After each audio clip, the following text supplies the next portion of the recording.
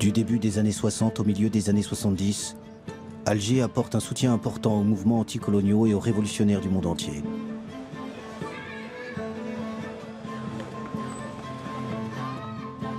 Une fois l'indépendance acquise, après 8 années d'une guerre cruelle, l'Algérie de Ben Bella, puis celle de Boumedienne, sera une terre d'accueil de militants du tiers-monde en lutte contre l'oppression coloniale ou raciale.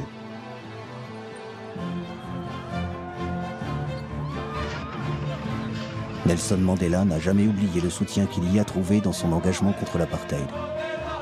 Algeria is my country. Alger la Blanche est devenue Alger la Rouge. L'internationaliste Che Guevara y établit sa base arrière.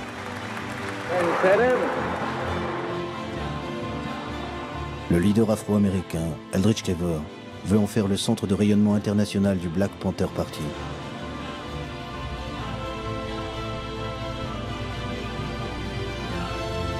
Alger est durant plus d'une décennie la Mecque des révolutionnaires.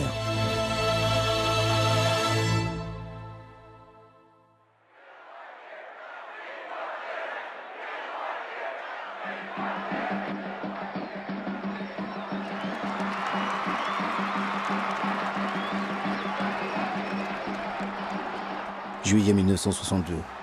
L'allégresse est dans les rues d'Alger. Les Algériens fêtent leur indépendance et la fin de 8 années de guerre.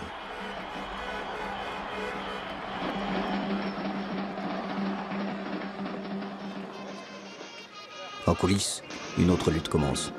Celle des leaders nationalistes pour le contrôle de cette Algérie indépendante. L'homme fort est Ouari Boumedienne, le chef de l'armée de libération nationale, basé à Oujda au Maroc. Son allié est Ahmed Ben Bella. Ben Bella et Boumedienne rentrent ensemble à Alger. L'austère Boumedienne affiche un large sourire, le pouvoir est acquis, mais pour l'heure, le héros des Algériens est Ben Bella. Ben Bella devient le président de la République et Boumedienne le numéro 2 du gouvernement et surtout ministre de la Défense. L'aura des Algériens dans le monde en Orient et en Occident est grande. L'un des soutiens de la cause algérienne est John Fitzgerald Kennedy, le président des États-Unis. It's a particular source of satisfaction to me to express these words of greeting to our friends in Algeria, because I recall speaking some years ago in the Senate of the United States on behalf of independence for Algeria.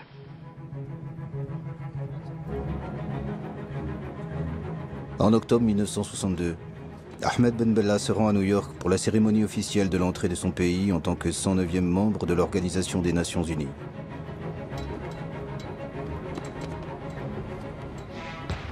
John Fitzgerald Kennedy l'invite à Washington et le reçoit à la Maison-Blanche avec discours de bienvenue et hymnes nationaux.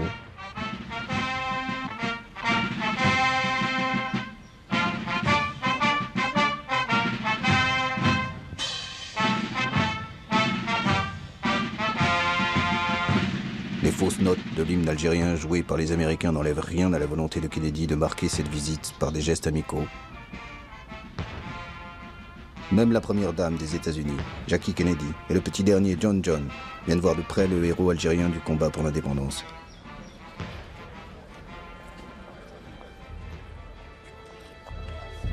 Lorsque Kennedy et Ben Bella se retrouvent pour un entretien privé, leur discussion ne porte pas sur une éventuelle coopération entre leurs deux pays. Ben Bella projette de s'envoler directement des États-Unis vers l'île de Cuba dirigée par le révolutionnaire Fidel Castro. Cela déplaît à Kennedy qui cherche à le dissuader. L'île de Fidel Castro est sous blocus des États-Unis. Elle vient d'accueillir sur son territoire, à moins de 150 km du sol américain, des missiles nucléaires de l'Union soviétique. Les deux grandes puissances sont au bord d'une guerre nucléaire.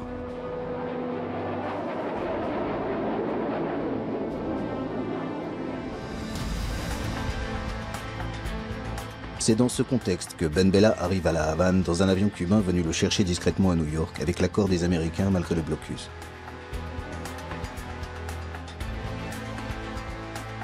Jouant les Don Quichotte, Ben Bella projetait de faciliter le dialogue entre Cuba et les États-Unis. Mais l'accueil chaleureux de Castro transforme cette visite en un soutien inconditionnel à Cuba.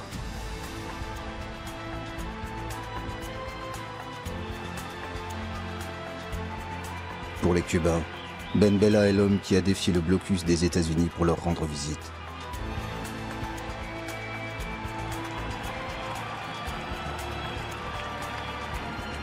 À Cuba, il y a le grand et charismatique Castro, mais il y a aussi son compagnon, le révolutionnaire internationaliste argentin Che Guevara.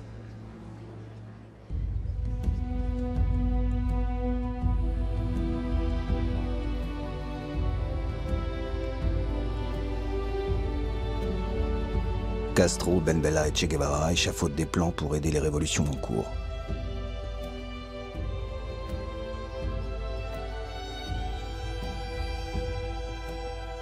L'Amérique du Sud n'est pas mûre pour un soulèvement. L'Afrique est le maillon faible de l'impérialisme, dit Che Guevara à Ben Bella, qui en est aussi convaincu. Ben Bella sait que l'Algérie peut jouer un rôle important en Afrique. Le mouvement indépendantiste algérien est un modèle, tant sur le plan de la stratégie militaire que pour ses actions diplomatiques sur la scène internationale. L'Afrique de ce début des années 60 est en pleine ébullition. Plus d'une dizaine de pays entament une lutte armée contre le système colonial, l'apartheid ou un pouvoir imposé de l'extérieur.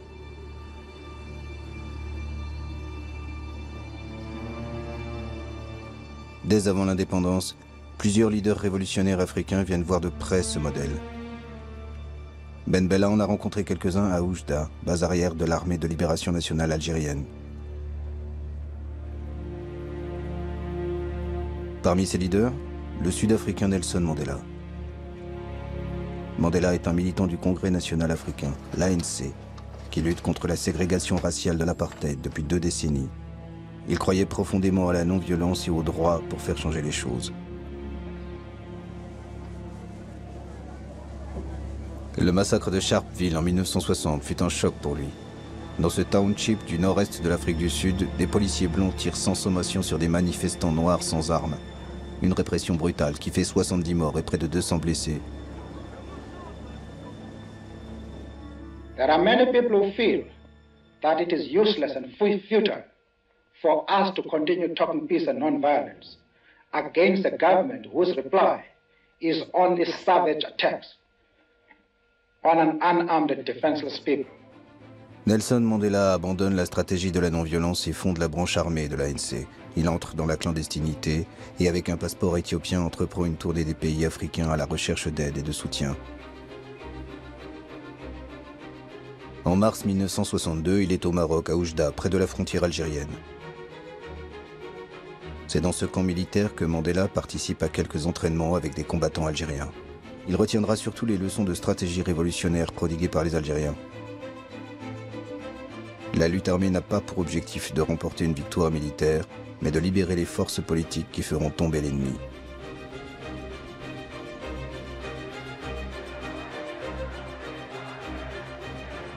L'été 1962, de retour en Afrique du Sud, Mandela est arrêté. C'est dans une tenue traditionnelle de sa tribu que Mandela se présente devant ses procureurs. Parmi les chefs d'accusation figure son entraînement militaire avec les Algériens.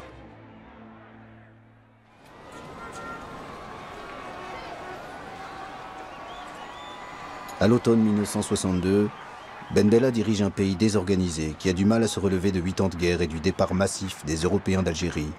Son indépendance acquise, le peuple réclame désormais du travail et des logements.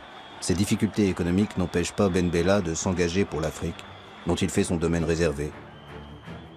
Une revue est dédiée à cette cause, Révolution africaine. La direction est confiée à Jacques Vergès, l'avocat français des militants du FLN algérien durant la guerre d'indépendance. Jacques Vergès connaît plusieurs leaders africains qu'il a rencontrés à Oujda. Révolution africaine affiche dès ses débuts sa dénonciation du colonialisme et de l'impérialisme et leur sainte alliance en Afrique. En ce début de l'année 1963, les principaux collaborateurs de cette revue sont des journalistes français de gauche ou d'extrême gauche.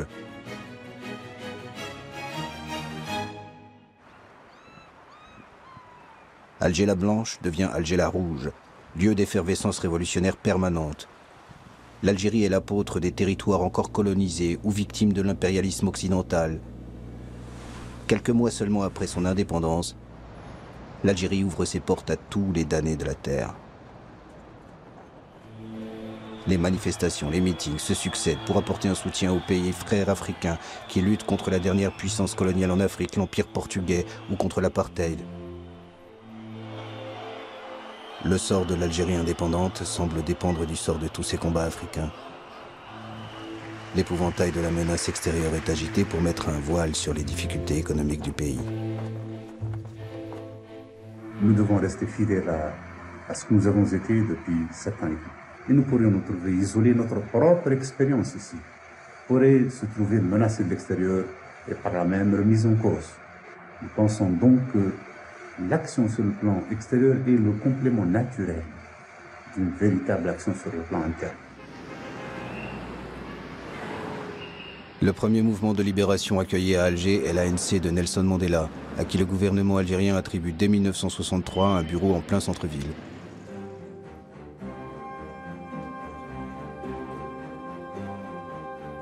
Les militants de l'ANC sont rejoints par des représentants de la Namibie et de la Rhodésie. Ils luttent tous contre un pouvoir entre les mains des Blancs qui exclut la grande majorité noire.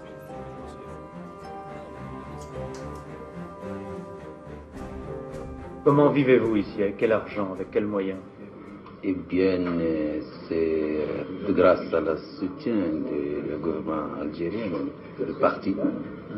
C'est lui qui vous donne de l'argent, qui vous donne les moyens de vivre, qui vous loge? Qui nous loge, donne tout ce que dont nous avons besoin, y compris les billets de voyage pour assister aux conférences internationales, afin de mobiliser l'opinion internationale. L'année suivante, d'autres mouvements de libération africains s'installent dans la capitale algérienne. Le Mozambique est représenté par le Frélimo, la Guinée-Bissau et le Cap-Vert par le PAIGC d'Amilcar Cabral, l'Angola par le MPLA et le FNLA.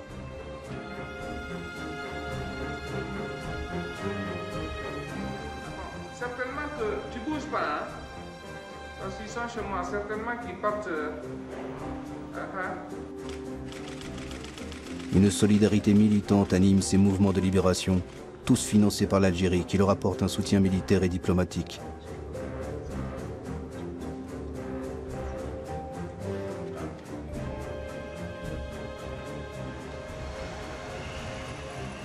Une belle villa au centre-ville est mise à leur disposition. C'est là que le Guinéen Amilcar Cabral tient ses conférences à chacun de ses séjours dans la capitale algérienne. Le dirigeant du Parti africain pour l'indépendance de la Guinée et du Cap-Vert, le PAIGC, sait que la guerre se gagne aussi sur le terrain diplomatique. Alors Alger est devenu une caisse de résonance de son combat pour la liberté. Cabral, qui a le sens de la formule, qualifie un jour Alger de Mecque des révolutionnaires. À un journaliste qui lui demande d'expliquer cette formule, Cabral répond « Les musulmans vont en pèlerinage à la Mecque, les chrétiens au Vatican et les mouvements de libération à Alger. »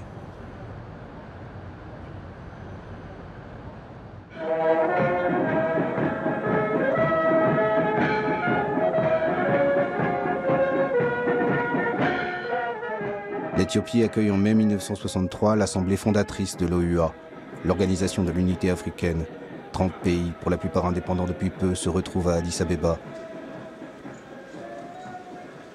L'empereur Haïlé Sélassié, qui dirige un pays d'une extrême pauvreté, reçoit les chefs d'État avec une profusion de luxe. La nouvelle organisation africaine appelle à l'émancipation totale des territoires africains qui ne sont pas encore indépendants. Pour l'Algérien Ben Bella, l'OUA doit s'impliquer davantage. Nous nous sommes battus pendant 7 ans et demi contre l'impérialisme le plus obstiné qui ait jamais existé. Nous n'avons pas le droit de penser à mieux manger quand des gens tombent en Angola, en Mozambique, en Afrique du Sud. Mais il y a une rançon à payer pour faire en sorte que notre solidarité soit effective. Eh bien, acceptons tous de mourir un peu, ou tout à fait, pour que l'unité africaine ne soit pas un mot creux.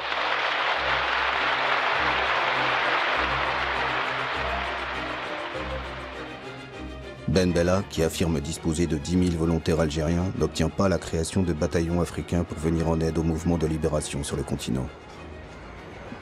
Mais un comité de coordination pour la libération de l'Afrique est créé. Ses actions militaires seront dirigées par l'ancien maquisard algérien Mokhtar Kerkeb.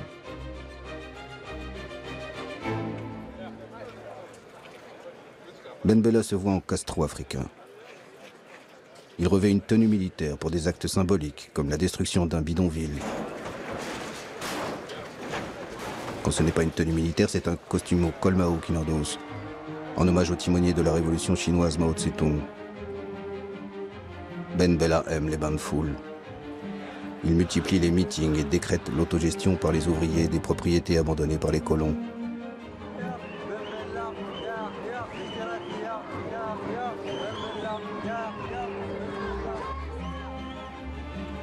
Alger la révolutionnaire se doit d'être exemplaire, donner l'image d'une ville propre, en mobilisant sa population par des slogans, à l'instar de ceux que l'on trouve dans les pays communistes de l'Europe de l'Est.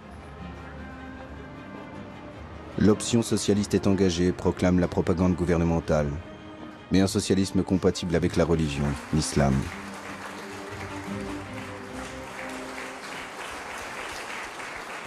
J'ai eu déjà l'occasion de le dire à certains amis communistes qui sont ici. Je voudrais parler très franchement. Pour nous, il est essentiel qu'on nous laisse notre Allah. Et nous sommes prêts à aller plus vite que n'importe quelle révolution socialiste. Ben Bella interdit le Parti communiste algérien au nom de la nécessité de construire un régime de parti unique, le FLN. Mais nombre de ses soutiens sont des communistes, à commencer par Che Guevara, qui effectue son premier séjour à Alger en juillet 1963, à l'occasion du premier anniversaire de l'indépendance algérienne. Sa venue apporte au gouvernement algérien une consécration révolutionnaire. L'icône de la révolution internationale est accueilli comme un messie qui prodigue ses conseils sur la planification socialiste. Vive la République algérienne démocratique et populaire et son gouvernement révolutionnaire.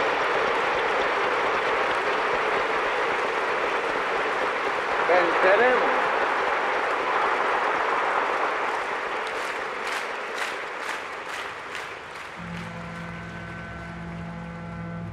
L'autre grand ami de Ben Bella est le leader du monde arabe, Gamal Abdel Nasser, le président égyptien, qui arrive sur un bateau baptisé El Houria, la liberté. Les deux hommes se connaissent depuis les années 50, lorsque Ben Bella était accueilli au Caire durant la guerre d'Algérie. Alger l'africaine est devenue durant quelques jours Alger la ville arabe et réserve un accueil triomphal aux raïs égyptiens.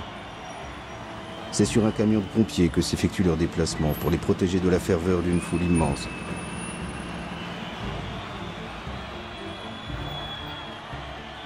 La proximité idéologique est très forte entre Ben Bella et Nasser.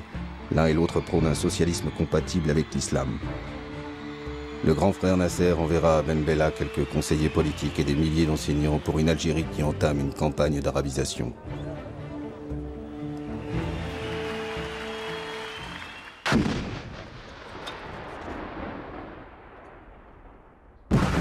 À l'automne 1963, une guerre éclate entre l'Algérie et son voisin marocain qui conteste le tracé de la frontière entre les deux pays dans le sud du Sahara. Un tracé hérité de l'ère coloniale, jamais accepté par le Maroc, qui décide de récupérer par la force la bande de sable revendiquée. L'armée algérienne ne fait pas le poids face à l'armée marocaine. Ben Bella fait appel à ses amis Castro et Che Guevara. Les Cubains volent au secours de la révolution algérienne en danger. C'est dans un navire livrant officiellement du sucre que sont transportés des hommes et du matériel pour venir en aide à la jeune révolution algérienne. L'Égypte de Nasser envoie des avions et des hélicoptères. Une guerre des sables qui se termine par un compromis. La zone revendiquée est démilitarisée. Ben Bella et le roi du Maroc Hassan II signent un accord sous l'égide de l'Organisation de l'Unité africaine.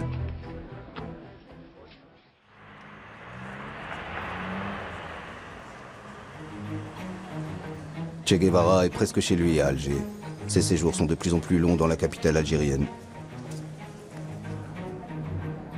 Entre Ben Bella et Che Guevara, la complicité est évidente. Boumedienne semble en retrait, mais son admiration pour le guerrier héros est grande. Che Guevara fait d'Alger une base arrière pour quelques groupes marxistes sud-américains. Mais son objectif principal est l'Afrique. Le problème du colonialisme ou de l'impérialisme qui pèse sur un pays oblige à ce pays à prendre des mesures pour lutter pour sa liberté. Che Guevara veut s'engager directement et physiquement dans l'un des conflits en cours, celui du Congo-Kinshasa, l'ancienne colonie belge. Ben Bella pense qu'un soutien logistique et des armes pour les rebelles congolais suffirait. Ils veulent l'un et l'autre mettre fin au règne de Moïse Tshombe, l'homme des Américains en Afrique et un des responsables de la mort de Patrice Lumumba. Patrice Lumumba était le père de l'indépendance du Congo belge.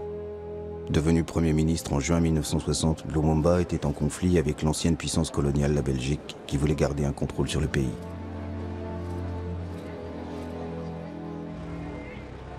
À l'instigation des Belges et des Américains, Patrice Lumumba est arrêté par le colonel Mobutu, chef d'état-major de l'armée. Il est brutalisé sous les yeux de sa femme et de son fils.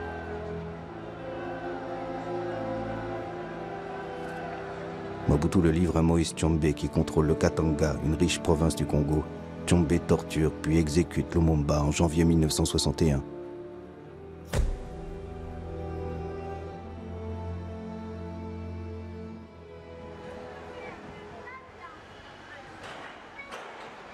Alger se souvient de Patrice Lumumba, celui qui a payé de sa vie sa soif de liberté pour son peuple. Che Guevara aura aussi son boulevard à titre posthume. Les légendes des deux hommes se croisent dans cette ville d'Alger.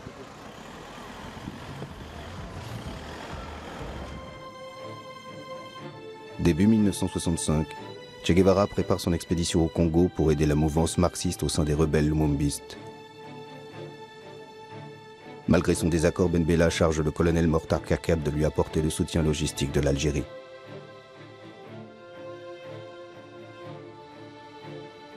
Che Guevara rejoint le maquis congolais en avril avec quelques guérilleros cubains chargés de l'instruction militaire des Congolais. Après quelques mois, cette expédition est un échec. Le Che et ses guérilleros se retirent du Congo et quittent l'Afrique pour d'autres foyers de guérilla en Amérique du Sud.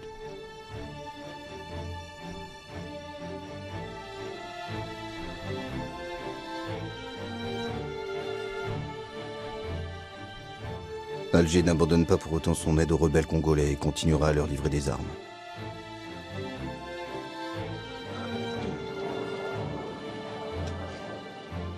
En Angola, où plusieurs mouvements luttent contre le colonialisme portugais, Alger soutient autant le marxiste Agostinho Neto que le pro-occidental Roberto Holden. L'Algérie n'est pas à un paradoxe près. Elle aide un homme largement financé par les Américains qui ne veulent pas que les marxistes prennent un jour le pouvoir en Angola. Avez-vous des contacts personnels avec M. Ben Bella? Je peux dire que nous avons des contacts personnels avec lui. D'ailleurs, nos officiers, comme vous avez pu le constater ici, ont été formés à l'école de guerre algérienne. Et ce qui fait que nos contacts avec les Algériens sont très bons et très poussés. En cette année 1965, Ben Bella est au sommet de sa popularité. Une popularité qui, croit-il, lui permettrait de s'affranchir de la tutelle du colonel Boumedienne qui l'avait aidé à prendre le pouvoir. Il décide même de remanier le gouvernement en écartant quelques proches de Boumedienne. Le conflit entre les deux hommes est manifeste. Mais Ben Bella pense que c'est une simple brouille qui sera vite oubliée. C'est un homme détendu, comme libéré d'une contrainte, qui tient un meeting le 17 juin 1965. Certains commentaires de presse, ou ce qu'appelle cette presse, d'éventuels conflits qui existeraient au sein de la direction révolutionnaire en Algérie. Eh bien, cette presse ment. Cette presse ment car en Algérie, il y a un régime et il y a une direction plus unie que jamais, qui est plus décidée aussi que jamais à faire face aux complots d'où qu'ils viennent et surtout les complots extérieurs.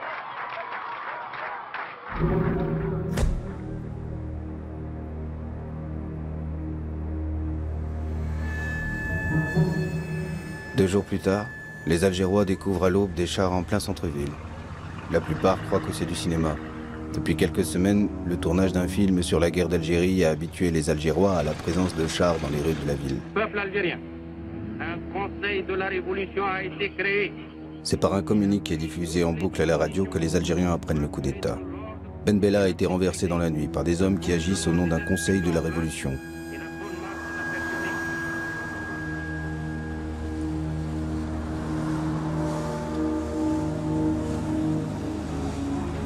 La majorité des Algériens pensent que c'est un simple drame joué au sommet du pouvoir. Seuls 2 à 3 000 manifestants descendent dans les rues d'Alger. L'Union nationale des étudiants algériens est la seule organisation à condamner le putsch.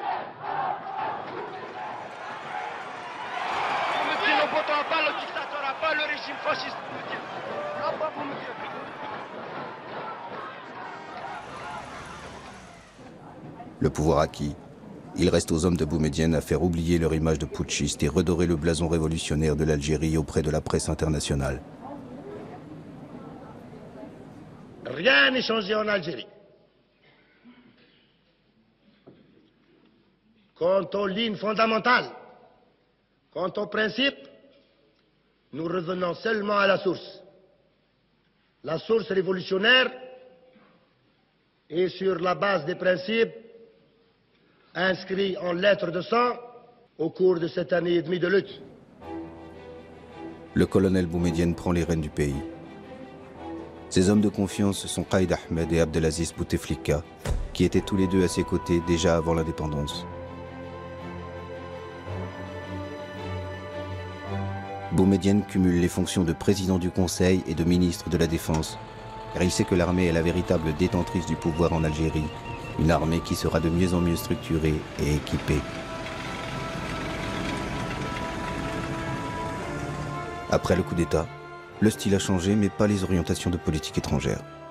La flamboyance de Ben Bella fait place à la sobriété de Boumedienne.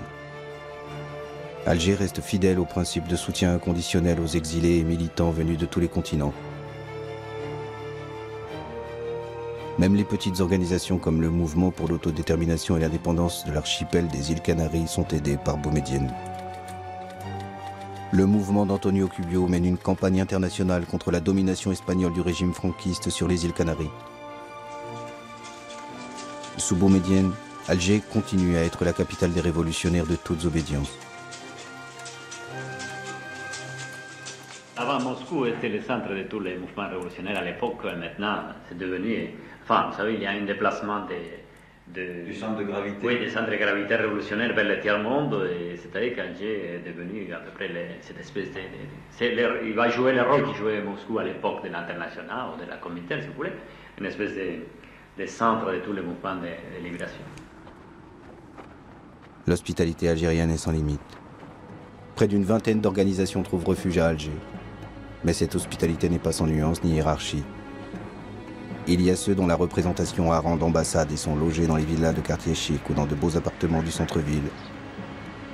Et ceux qui sont relégués en périphérie et à qui on conseille la discrétion, comme le Front de libération du Québec ou le Front de libération de la Bretagne française.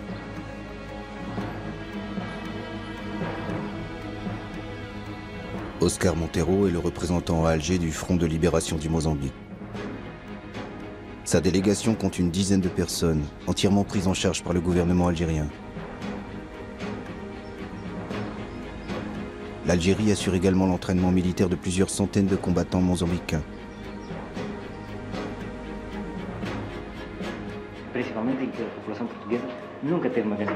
Oscar Montero s'active beaucoup pour le rayonnement international de son organisation. Mais c'est la solidarité avec les autres mouvements de libération qui luttent contre l'empire colonial portugais qui lui paraît essentiel. Il sait que leurs combats sont liés et que la victoire de l'un servira les autres dans la guerre menée contre l'armée portugaise. C'est difficile de dire combien de temps va durer notre lutte. Nous ne faisons pas de pronostics.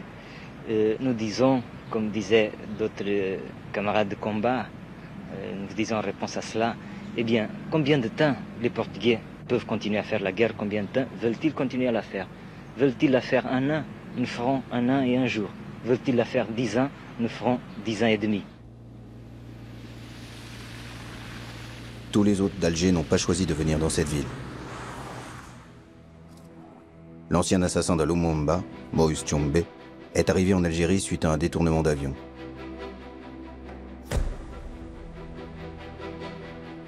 En cette année 1967, Moïse Tchombe était en exil en Espagne. C'est lors d'un voyage que son avion est détourné vers Alger par une de ses relations d'affaires. 2 ans auparavant, Moïse Tchombe avait été destitué de son poste de Premier ministre et condamné à mort par contumace par celui qui est devenu le maître absolu du Congo-Kinshasa, Joseph Désiré Mobutu. Mobutu, probable commanditaire du détournement d'avion avec l'aide de la CIA, envoie une délégation à Alger pour demander à Boumedienne l'extradition de Tchombe. Boumedienne tergiverse et finalement refuse. Nous avons parlé de crimes contre l'humanité africaine. Ce qu'il a fait au Congo, les intérêts qu'il a servis là-bas, l'assassinat de Lumumba et d'autres patriotes congolais font que nous le considérons comme quelqu'un qui relève de la justice de son peuple, certes, mais également de la justice de toute l'Afrique et de tout le monde progressiste. Sans véritable procès, Tchombe reste prisonnier du gouvernement algérien. Celui qui était habitué au grand luxe termine sa vie dans une villa de style mauresque au mobilier modeste. Il meurt le 29 juin 1969. Boumedienne, qui ne veut pas être considéré comme l'assassin de Tchombe, fait faire plusieurs expertises par des médecins légistes étrangers qui concluent tous à une mort naturelle suite à une crise cardiaque.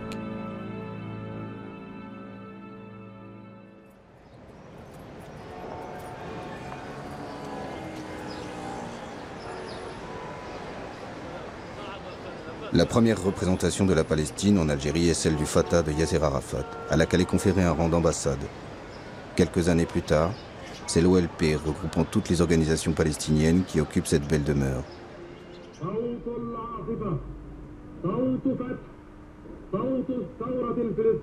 Vers le milieu des années 60, on trouve à Alger plusieurs milliers de Palestiniens. La plupart d'entre eux sont des réfugiés, étudiants ou travaillant pour l'Algérie. Jusqu'en 1967, l'aide algérienne à Yasser Arafat est plus diplomatique que militaire. Seulement quelques centaines de fidaïns palestiniens sont entraînés en Algérie.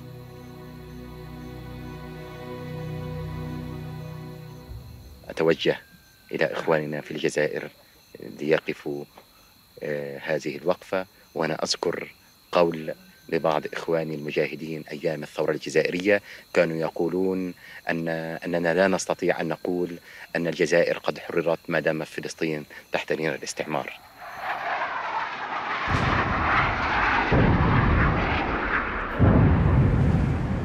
Le 5 juin 1967, Israël attaque ses voisins arabes et détruit le potentiel militaire de 3 pays, l'Égypte, la Syrie et la Jordanie. En moins d'une semaine, l'État hébreu annexe d'importants territoires dont Jérusalem-Est et triple ainsi sa superficie. L'armée égyptienne, la plus importante de la région, est dévastée. Le cessez-le-feu réclamé par l'ONU est accepté par les armées arabes défaites. Une humiliation envahit le monde arabe. À Alger, cette défaite est vécue comme un séisme, malgré l'éloignement du champ de bataille. Les Algériens descendent dans la rue pour réclamer vengeance et poursuite de la guerre. L'impérialisme anglo-américain est pointé du doigt comme responsable et coupable d'avoir armé Israël. Il ne fait aucun doute qu'au Moyen-Orient, l'impérialisme a frappé par instruments interposés. Si nous ajoutons cet élément aux autres éléments africains, peut-être même qui sont passés en Asie ou en Europe, d'autres, nous sommes obligés d'aboutir à la conclusion qu'il y a un plan impérialiste qui est mis en application.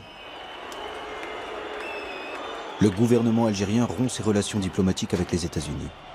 Les représentations américaines sont attaquées, le centre culturel saccagé. Des volontaires se déclarent prêts à aller au combat aux côtés de leurs frères arabes. Ouari Boumedienne se met au diapason de son peuple et mobilise son armée qu'il envoie en Égypte. Mais l'Égypte n'est pas en état de reprendre le combat. L'armée algérienne reviendra au pays au bout de quelques mois, sans avoir combattu.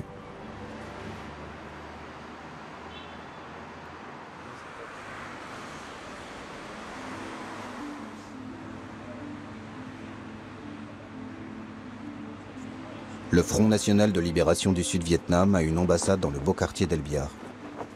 Les Algériens ont une dette envers les Vietnamiens. En 1954, c'était la victoire des communistes vietnamiens contre l'empire colonial français à Dien Bien Phu qui a donné des ailes au FLN algérien pour engager une lutte armée. La solidarité avec la résistance sud-vietnamienne trouve un important écho auprès des Algériens.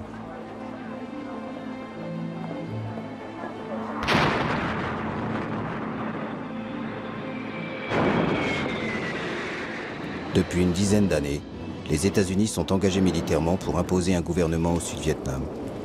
Les atrocités de cette guerre suscitent une très grande émotion à travers le monde entier.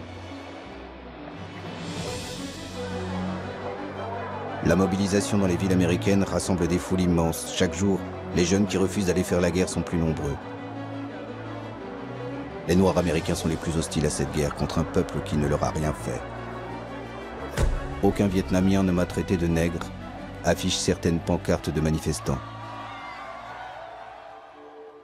Stokely Carmichael, théoricien du pouvoir noir, et un des leaders du Black Panther Party, le mouvement radical contre les discriminations, appelle les Afro-Américains à déserter l'armée et refuser d'aller se battre au Vietnam. Pourchassé par le gouvernement américain, Carmichael trouve refuge à Alger en 1968. Il est devenu un ennemi de son pays.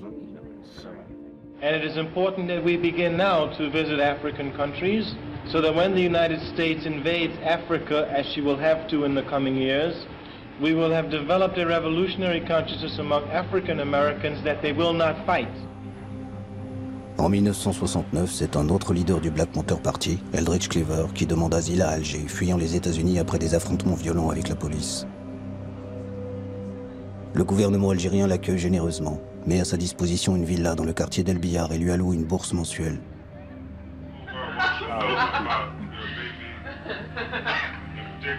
Cleaver s'installe en famille. Avec sa femme Kathleen et d'autres militants qui les ont rejoints, il crée la section internationale des Black Panthers, une sorte d'ambassade du peuple noir d'Amérique, à un moment où les États-Unis n'ont plus de représentation diplomatique à Alger.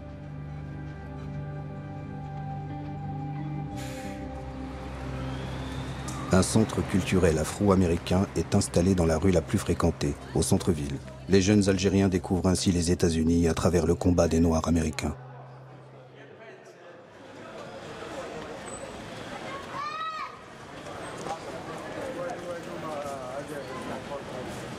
Comme pour tous les révolutionnaires en visite à Alger, le pèlerinage dans le quartier de la Casbah est incontournable pour Eldridge Cleaver. La Casbah est le lieu mythique de la bataille d'Alger qui avait servi de caisse de résonance au combat des Algériens dans les années 50. Je voudrais savoir aussi quels sont les moyens qu'ils emploient pour parvenir à leur but. What are the means you are employing to reach your... Guns. La force. La force, le fusil. Le fusil. Uniquement le fusil. You ask if it's the only guns. You ask if it's the only guns. And bombs, you know, guns, just like you had to do it here. The way you did it here, with understanding of the problem, with the ideology for liberation, and with fighting men who would put the ideology into practice. Eldridge Cleaver veut créer une armée de libération du peuple afro-américain. Une stratégie radicale à laquelle s'opposent les leaders des Black Panthers restés aux États-Unis. Il découvre à Alger les mouvements de libération africains. Son ambition est de s'inscrire dans l'idéologie panafricaniste qui préconise la solidarité entre les Noirs de par le monde.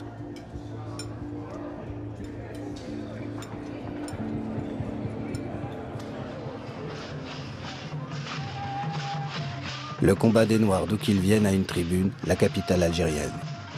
Le temps d'un été, Alger est la capitale de l'Afrique, en accueillant le premier festival panafricain.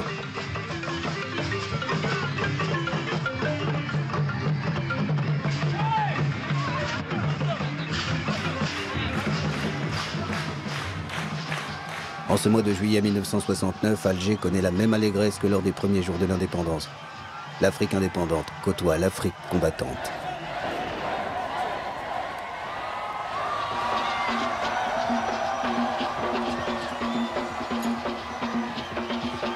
Un brassage de population envahit Alger. La ferveur emporte une jeunesse algérienne qui a soif de liberté. Des femmes dansent seins nus dans les rues de cette ville musulmane. Des scènes qui ne se reproduiront jamais.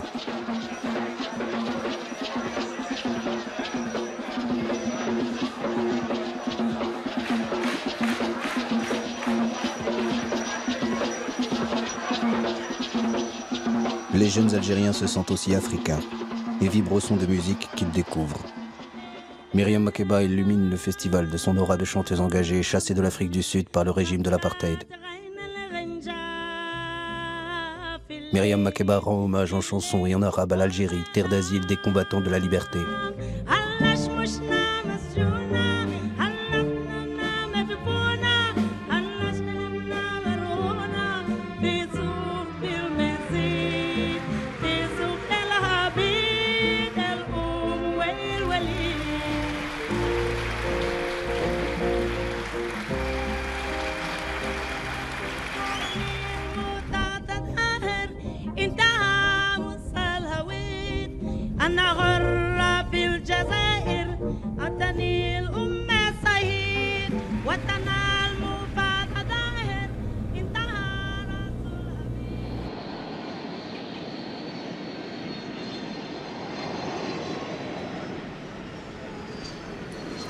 En juin 1970, un avion en provenance de Rio de Janeiro arrive à Alger. Pour les 40 militants révolutionnaires brésiliens qui sont à bord, l'Algérie est leur terre de liberté. Ils viennent tous de sortir des prisons de la dictature brésilienne, en échange de l'ambassadeur allemand pris en otage par leurs camarades. À la violence de la dictature qui emprisonne et torture quiconque leur paraît suspect, ces militants d'extrême gauche ont choisi une autre violence, le terrorisme, pour alerter l'opinion internationale. Nous attaquons d'abord aux diplomates parce que eux, ils sont responsables, ils sont complices de la dictature. La dictature au Brésil, elle ne tiendrait pas si elle n'avait pas un gros appui financier et politique venant de l'extérieur. En un peu plus d'une année, 4 diplomates occidentaux sont pris en otage au Brésil. Parmi les exilés arrivés en 1970, se trouvent d'anciens preneurs d'otages, comme certains auteurs du rapt de l'ambassadeur américain, un an auparavant. Si les prisonniers que vous réclamiez contre l'ambassadeur américain n'avaient pas été libérés, est-ce que vous auriez tué l'ambassadeur Elbrick? Oui. Militants radicaux ou simples opposants politiques. L'Algérie est la terre d'accueil de tous ceux qui luttent contre la dictature militaire au Brésil depuis 1964. Apollonio de Carvalho et ses camarades sont logés au centre familial de Ben Aknoun, sur les hauteurs d'Alger.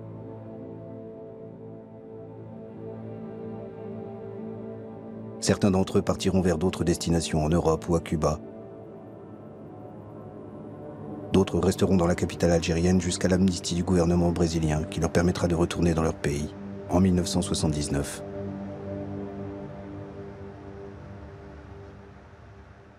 A Delta Airlines DC-8 hijacked yesterday in Florida landed today in Algeria. Aboard it were the crew, 8 people, the hijackers, 3 men and 2 women, the women accompanied by their 3 children. A $1 million ransom extorted by the hijackers in Miami.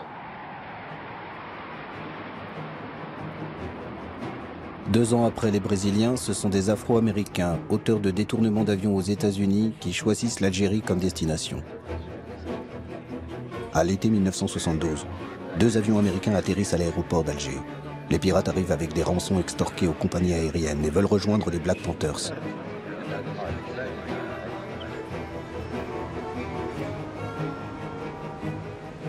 Les autorités algériennes, embarrassées, les emmènent dans un grand hôtel du centre-ville. Après plusieurs jours d'interrogatoire, la police algérienne les laisse rejoindre la bande de Cleaver, mais confisque l'argent des rançons qui sera rendu aux compagnies aériennes. Eldridge Cleaver est furieux. Pour lui, cet argent doit financer son combat révolutionnaire contre les États-Unis. Il demande aux pirates, qui sont désormais sous sa tutelle, de lire une lettre ouverte au gouvernement algérien.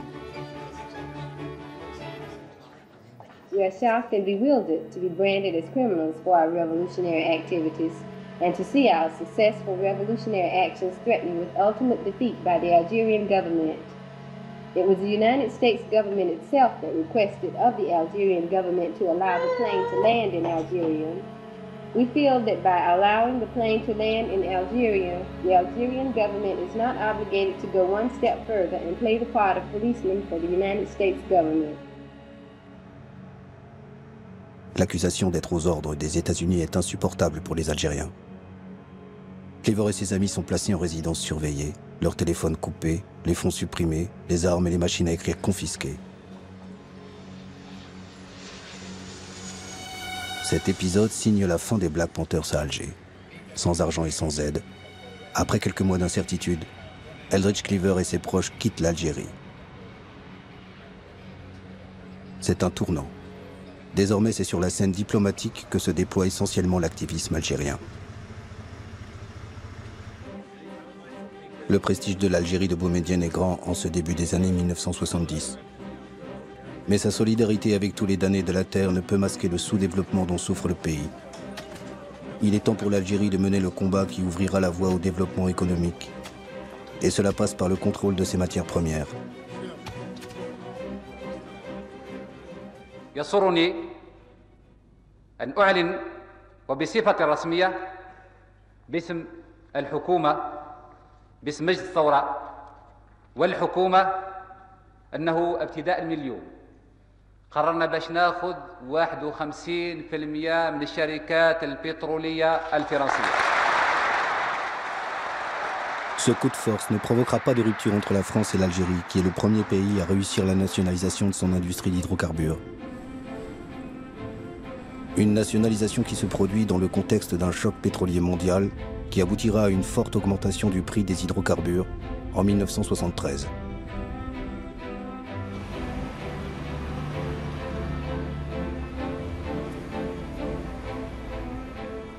Cette même année, Houari Boumedienne accueille à Alger le sommet des non-alignés en leader du tiers-monde. Un tournant pour cette organisation qui prône l'union des pays pauvres contre les pays riches. Pour la première fois, les deux grandes puissances, les États-Unis et l'Union soviétique, sont placés sur un pied d'égalité.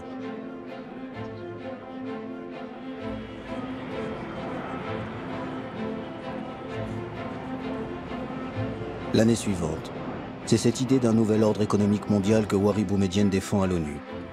Depuis 1962 et la cérémonie qui avait officialisé l'entrée de l'Algérie à l'ONU, c'est la première fois qu'un président algérien se rend à New York. C'est l'occasion choisie par Richard Nixon pour l'inviter à Washington. Une rencontre importante pour le président américain qui déroge à la règle en vigueur: ne jamais recevoir à la Maison-Blanche le chef d'État d'un pays avec lequel les États-Unis n'ont pas de relations diplomatiques. Henry Kissinger, le chantre de la réelle politique, prolonge les discussions avec le président algérien. Depuis le départ des Black Panthers d'Alger, aucune tension n'existe entre les deux pays. L'un et l'autre pensent que c'est le moment de rétablir leurs relations diplomatiques rompues depuis 1967. L'Algérie pourra enfin vendre son pétrole et son gaz aux États-Unis et financer ses grands projets industriels. En cette même année 1974, l'Assemblée générale de l'ONU désigne à l'unanimité Abdelaziz Bouteflika pour présider sa 29e session. Le diplomate révolutionnaire, comme le surnomme Kissinger, joue les agitateurs et fait de l'ONU une tribune pour les mouvements de libération. Bouteflika rallie habilement une grande majorité de pays à la cause palestinienne et accueille Yasser Arafat à l'ONU. Le dirigeant palestinien découvre que la diplomatie est aussi importante que la lutte armée et fait pour la première fois une offre de paix.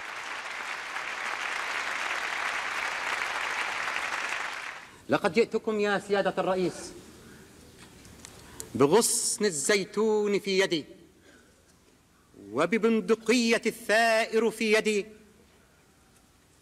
فلا تسقط الغصن الأخضر من يدي لا تسقط الغصن الأخضر من يدي لا تسقط الغصن الأخضر من يدي.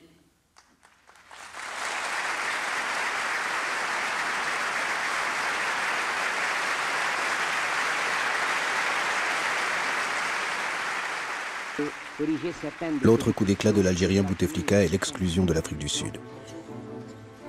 Le régime de l'apartheid perd son siège à l'ONU, malgré le soutien des États-Unis et de la Grande-Bretagne. C'est une victoire personnelle pour Bouteflika. What a travesty we have witnessed here today. What a ploy to deny a country its rights to address this assembly. I object strenuously to this shameful action. Thank you. Aucun représentant de l'Afrique du Sud ne siégera plus à l'ONU jusqu'à la fin de l'apartheid et la libération du héros sud-africain Nelson Mandela.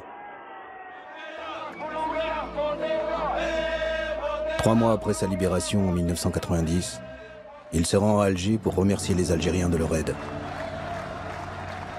Nelson Mandela n'a jamais oublié son entraînement militaire aux côtés des combattants algériens. En 1962.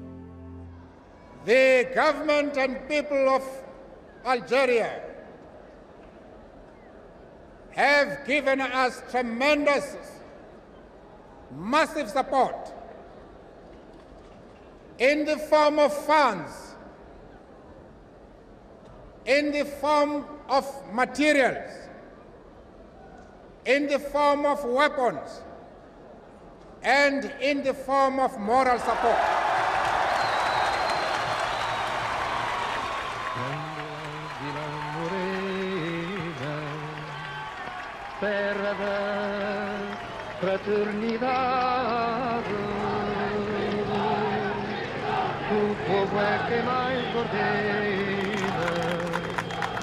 Le Portugal, dirigé jusque-là par un régime fasciste, devient une terre de fraternité au cours de cette année 1974. Des officiers opposés à la guerre coloniale menée par leur pays depuis une quinzaine d'années prennent le pouvoir à Lisbonne. Qu'est-ce que vous pensez des mouvements de libération africains? Moi, de ma part, je suppose qu'ils ont le droit à la liberté, comme l'Algérie, quoi. Parce qu'ils auront le droit à la liberté, ils sont dans leur pays. C'est où, quoi, c'est pas nous. Le peuple portugais apporte un immense soutien à ce putsch militaire, d'autant que le pouvoir est très vite transféré aux mains des civils. L'un des hommes qui incarne ce pouvoir est le socialiste Mário Soares, qui devient ministre des Affaires étrangères. La révolution des œillets ouvre la voie aux indépendances des colonies. Les négociations avec les mouvements de libération peuvent enfin commencer. Le premier accord de paix est signé dans la capitale algérienne entre Mário Soares et Pedro Pires, le représentant du Parti africain pour l'indépendance de la Guinée et du Cap-Vert. Le grand absent à Alger en ce mois d'août 1974 est le leader historique guinéen Amilcar Cabral, assassiné à Conakry 1 an plus tôt par des membres de son parti.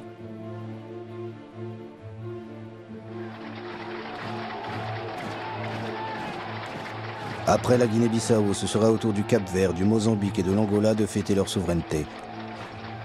Mais les indépendances ne mettront pas fin aux souffrances des peuples.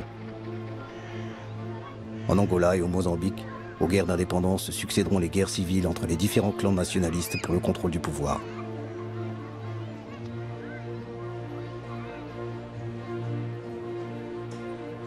Ouari Boumedienne, qui avait pris le pouvoir par un putsch militaire, est au sommet de sa popularité en ce milieu des années 1970. Il incarne le prestige de cette Algérie rebelle qui tient tête aux grandes puissances et apporte son soutien à ceux qui luttent pour leur liberté et leur indépendance. Un pays tiraillé entre un idéal révolutionnaire hérité de sa guerre de libération et les exigences d'un peuple avide de progrès économique et de liberté démocratique. L'Algérie change. Mais elle continuera à être pendant encore quelques années une destination privilégiée des pirates de l'air et preneurs d'otages. Ainsi, le terroriste Carlos choisira Alger en décembre 1975 pour libérer les ministres de l'Organisation des pays exportateurs du pétrole, pris en otage à Vienne en Autriche. C'est le cas également des militants de l'armée rouge japonaise qui détourneront un avion en octobre 1977 pour faire libérer 6 de leurs camarades. Dans les deux cas, le gouvernement algérien justifiera l'asile donné aux terroristes par des raisons humanitaires. La vie des otages contre la liberté garantie aux terroristes. Un accord que le ministre algérien des Affaires étrangères, Abdelaziz Bouteflika, respectera scrupuleusement. Pour les Algériens, leur fierté est d'avoir accueilli ceux qui ont lutté contre le système colonial, le racisme et les gouvernements réactionnaires en Afrique. Alger restera dans les mémoires. Elle aura été durant plus d'une décennie la Mecque des révolutionnaires.